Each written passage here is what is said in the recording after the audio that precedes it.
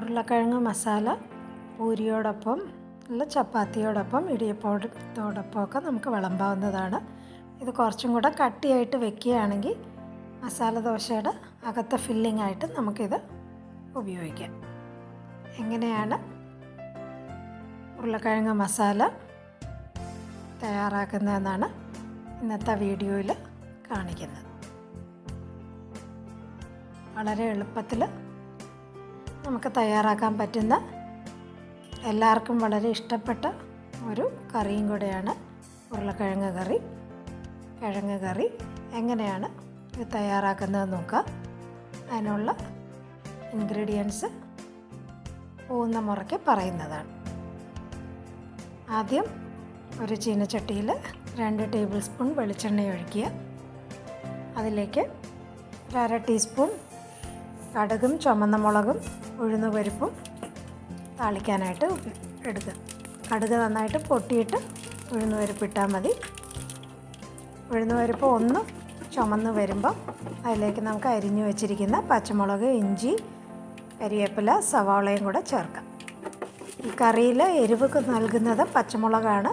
അപ്പോൾ പച്ചമുളകിൻ്റെ എണ്ണം അവരവരുടെ എരിവിനനുസരിച്ച് കൂട്ടുകയോ കുറയ്ക്കുകയോ ചെയ്തോളുക. പച്ചമുളകും ഇഞ്ചിയും ഇട്ട് ഒന്ന് മൂപ്പിച്ചതിന് ശേഷം നീളത്തിലരിഞ്ഞ സവാളയും കൂടെ ചേർക്കുക.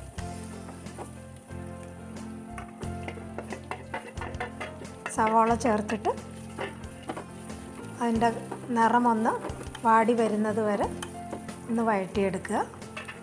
ഇപ്പം ഒന്ന് വാടി കിട്ടിയിട്ടുണ്ട്. അതിലേക്ക് നമുക്ക് മഞ്ഞൾപ്പൊടിയും കായപ്പൊടിയും ചേർക്കാം.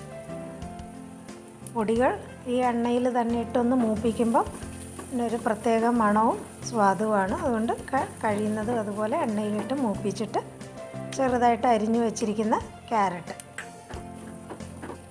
ഇത് ഇഷ്ടമില്ലാത്തവർക്ക് ചേർക്കണ്ട. ശകലം ചേർക്കുമ്പം ഇടയ്ക്കൊന്ന് കടിക്കാനും കിട്ടും, കാണാനും ഒരു ഭംഗി കാണും. അതിലേക്ക് നമുക്ക് പുഴുങ്ങി വെച്ചിരിക്കുന്ന ഉരുളക്കിഴങ്ങ് ഇതുപോലെ ഒന്ന് പൊടിച്ച് ചേർക്കാം. കൈകൊണ്ട് ചെറുതായിട്ട് ഇതുപോലെ ഒന്ന് ഉടച്ച് ചേർത്താൽ മതി. അവസാനം നമുക്ക് നന്നായിട്ട് അത് ചേർത്തെടുക്കുകയും ചെയ്യാം.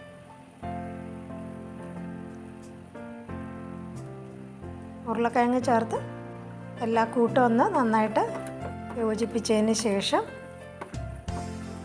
ആവശ്യത്തിനുള്ള ഉപ്പ് ചേർക്കുക.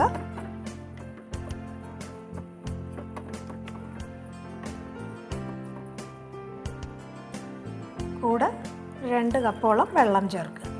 ഇപ്പം മസാല ദോശയ്ക്കാണ് നമ്മൾ തയ്യാറാക്കുന്നതെന്നുണ്ടെങ്കിൽ വെള്ളം 1/2 കപ്പ് ചേർത്ത് മസാലയൊന്ന് ചേർത്തെടുത്താൽ മതി. ഇത് കുറച്ച് അയവോട് കൂടിയിട്ടുള്ള ഉരുളക്കിഴങ്ങ് മസാല ആയതുകൊണ്ടാണ് 2 കപ്പ് വെള്ളം ചേർക്കുന്നത്. വെള്ളം അവരവർക്ക് എത്ര കട്ടി വേണോ അതനുസരിച്ച് കൂട്ടുകയോ കുറയ്ക്കുകയോ ചെയ്യാം. ഒരു 15 മിനിറ്റോളം ഇതുപോലെ നന്നായിട്ട് ഒന്ന് തിളപ്പിച്ചതിന് ശേഷം അപ്പം മസാലയെല്ലാം നന്നായിട്ടൊന്ന് ചേർന്ന് കിട്ടും. വേണമെന്നുണ്ടെങ്കിൽ ഇതുപോലെ ഒരു മാഷർ ഉപയോഗിച്ച് ഒന്നും കൂടെ എല്ലാം കൂടെ നന്നായിട്ട് യോജിപ്പിച്ചെടുക്കുക.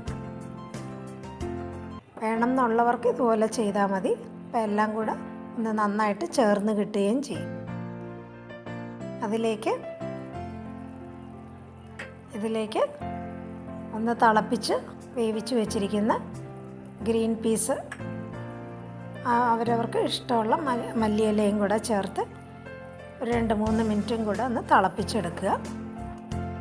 ഗ്രീൻ പീസും ക്യാരറ്റും ഇഷ്ടമില്ലാത്തവർക്ക് അത് അവോയ്ഡ് ചെയ്യുകയും ചെയ്യാം. കാണാനും നല്ല ഭംഗി കാണും, ടേസ്റ്റും നല്ലതാവും. ഒരു 3 മിനിറ്റ് തിളപ്പിച്ചതിന് ശേഷം നമുക്ക് ചൂടോടുകൂടെ നമുക്ക് പൂരിയുടെ കൂടെ, ചപ്പാത്തിയുടെ കൂടെ, ഇടിയപ്പത്തിൻ്റെ കൂടെയൊക്കെ ഈ കറി നമുക്ക് വിളമ്പാവുന്നതാണ്. എല്ലാവരും ഇതുപോലെ ഒന്ന് തയ്യാറാക്കി നോക്കുക.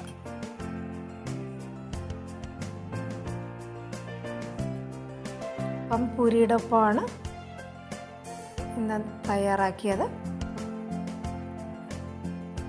എല്ലാവർക്കും കറി ഇഷ്ടപ്പെടുകയാണെങ്കിൽ ലൈക്ക് ചെയ്യുക, ഷെയർ ചെയ്യുക, സബ്സ്ക്രൈബ് ചെയ്ത് സപ്പോർട്ട് ചെയ്യുക.